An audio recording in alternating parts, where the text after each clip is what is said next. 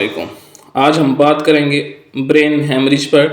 Brain haemorrhage एक ऐसी condition है जिसमें ब्रेन के अंदर मौजूद कोई ब्लड वेसल रप्चर हो जाती है, जिसकी वजह से ब्रेन में ब्लीडिंग होने लगती है। ब्लीडिंग या तो ब्रेन टिश्यूज़ में होती है या फिर ब्रेन को प्रोटेक्ट करने वाली कवरिंग में।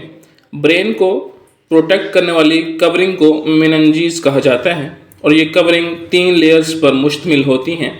इन 3 लेयर्स में ये जो मिडल लेयर है इसे रेप्चोनाइट मैटर कहा जाता है।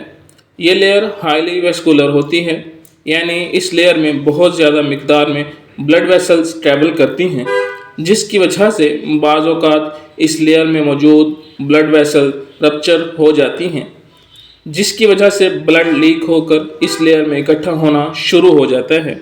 ब्लीडिंग ब्रेन टिश्यूज़ में हो या रेप्चोनाइट मैटर में, दोनों किस्म की ही ब्लीडिंग्स ब्रेन को नुकसान देती हैं।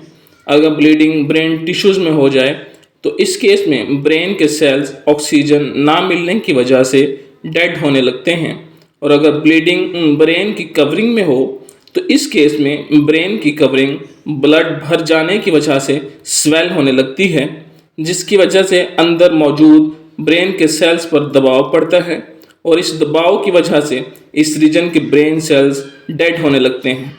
ब्रेन में ब्लीडिंग होने की बहुत सारी रीजंस हो सकती हैं, जैसा कि सर पर कोई गहरी चोट लग जाना, हाई ब्लड प्रेशर, ब्रेन की रग का रप्चर हो जाना, ब्रेन में ट्यूमर का मौजूद होना या फिर मरीज़ को कोई ब्लीडिंग डिसऑर्डर होना।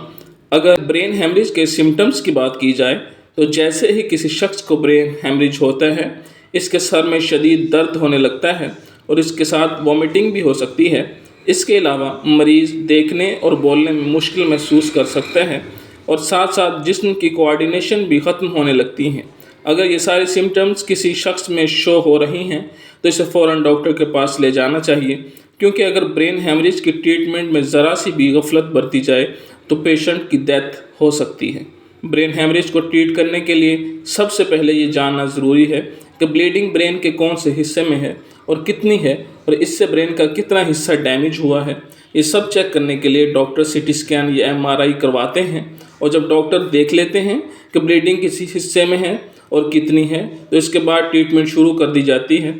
ज़्यादातर केसेस में ब्लीडिंग को निकालने के लिए सर्जरी परफॉर्म की जाती है, जिसमें पेशेंट के स्कल में सुराख करके ब्लड क्लॉट को ड्रेन कर दिया जाता है।